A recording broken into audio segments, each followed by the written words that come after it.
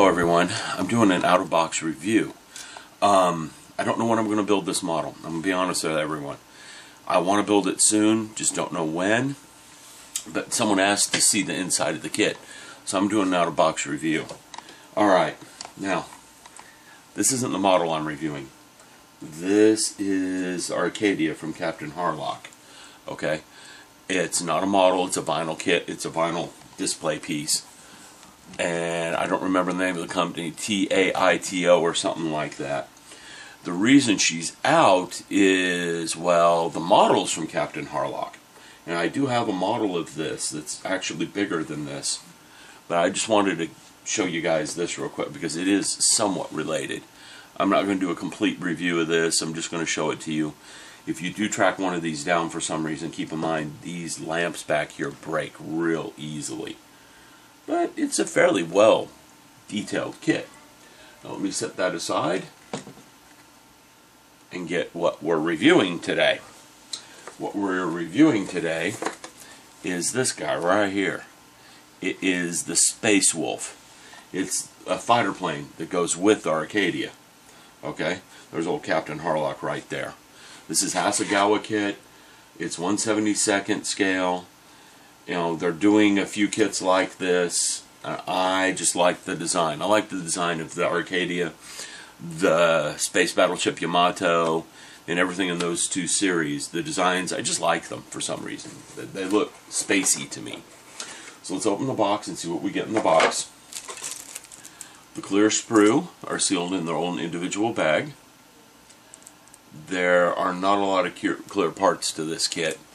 And I'm not going to open this bag because I don't want them to ever get scratched up until I build it. But you can see we have the main canopy. We have the back of the main canopy. We have various little position marker lights. And probably instrument panels. I don't know until I look at the display kit. I mean the instructions. Up next we have the stand. That's the base for the stand. And it comes with the same skull and crossbones you saw in the front of the Arcadia. Okay?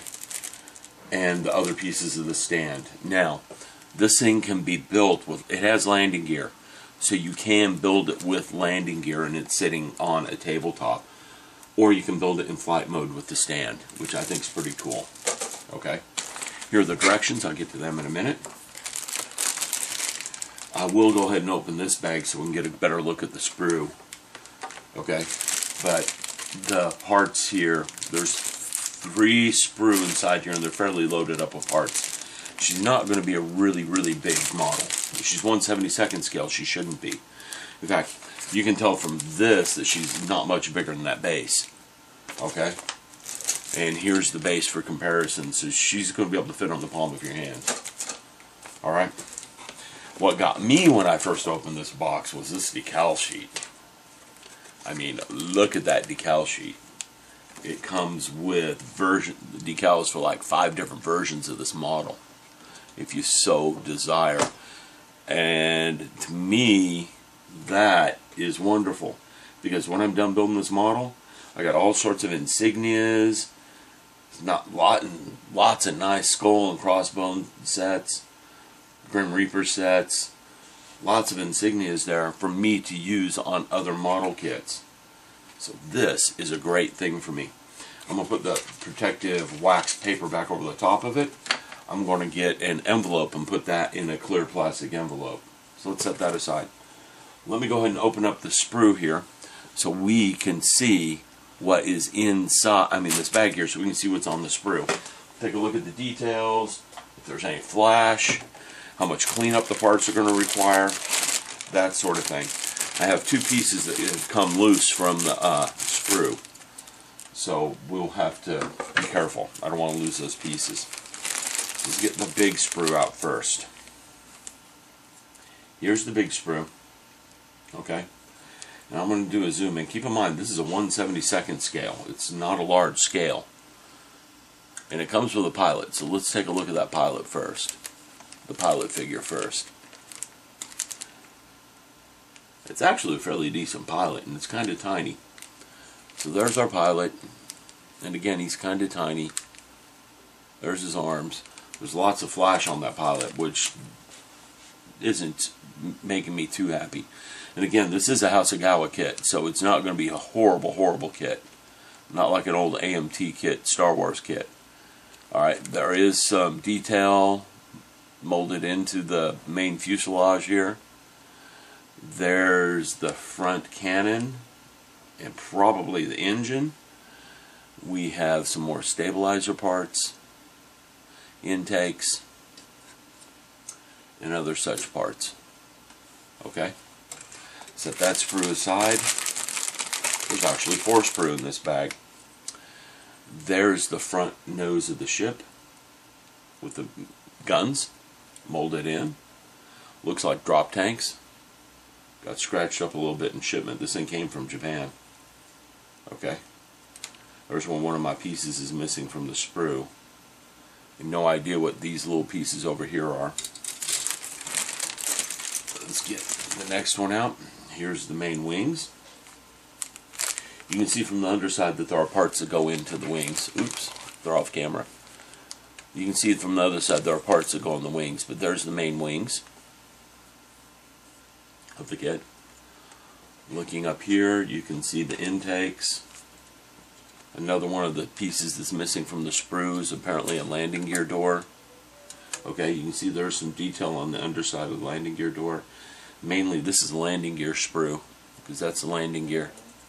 The landing gear has to be kind of long because it's got a vertical stabilizer going off the bottom of the ship. Alright, one last set of sprue. And we have the underside of the wings with detail in the landing gear. Lots of panel lines. They are recessed. You can tell by looking at this thing there is not a lot of flash on the sprue. That's a good thing. Okay. Instrument cluster right there for the cockpit. It comes with decals for the instrument clusters. Okay. More intake pieces. Now, one thing I want to talk about is this. Some of the Japanese manufacturers are getting real good with their sprue, how the parts attach to the sprue. I'm zooming in on this one a lot just so we can see that. Look how small those attachment points are. You know, I've been working with the Millennium Falcon and a few other kits, and their attachment points are nowhere near that small, which means very little cleanup work when I go to clean these parts up. And even the larger parts don't have big attachment points. That's a good thing to me. Alright, one last thing. We're going to go through the directions real quick so you can see what they're like, and we're done with this little review. Okay? It's a fold-out style, but they're full color, and that is nice. Okay? Here's the color call-outs. In fact, I can't show it all to you because it is huge. 3 pages of color call-outs. And it looks like there are 1, 2, 3, 4, 5, 6, 7 versions of this ship that I can build with the decals. Now all the parts go together the same, but there are 7 versions of this ship, which I think is kind of nice. Let's turn to the other side. Now, I don't know if some of you don't like buying Japanese kits because the directions are all in Japanese. Gundam kits tend to be that way. And it bothers me sometimes because I don't know what's going on. This kit is in Japanese and English and it's in 4 different languages. I think German, no, 5. 1, 2, 3, 4, 5, 6, 7 languages. So they did translate everything over. The color calls are probably in Mr. Colors. I don't know for sure, but I know those are not Tamiya color calls down in this corner. Here, let's zoom that in so you guys can see it. But the colors are given in plain English. So like flat black. So you can just get flat black paint and flush and plum gray. So the color calls are given in an easy to understand way instead of just some codes for a certain paint manufacturer.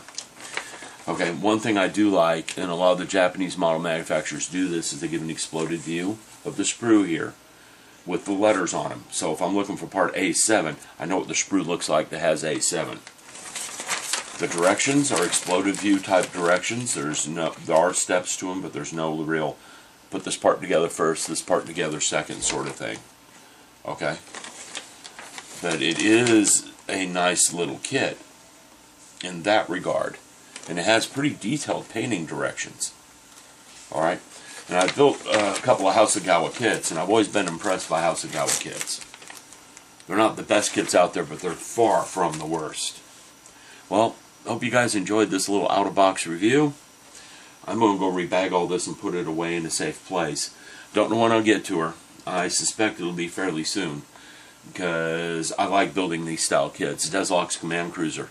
It was a pain with the seams, but it was an enjoyable little build. This one should not be a pain with the seams. Everything I look at says it won't be. Okay? They went to good lengths to hide the seams with other parts. Parts bolt on top of parts and things like that. And some of the seam lines go where natural panel lines would be. So, I think this will be a gem of a little kit. Anyhow, I hope you enjoyed.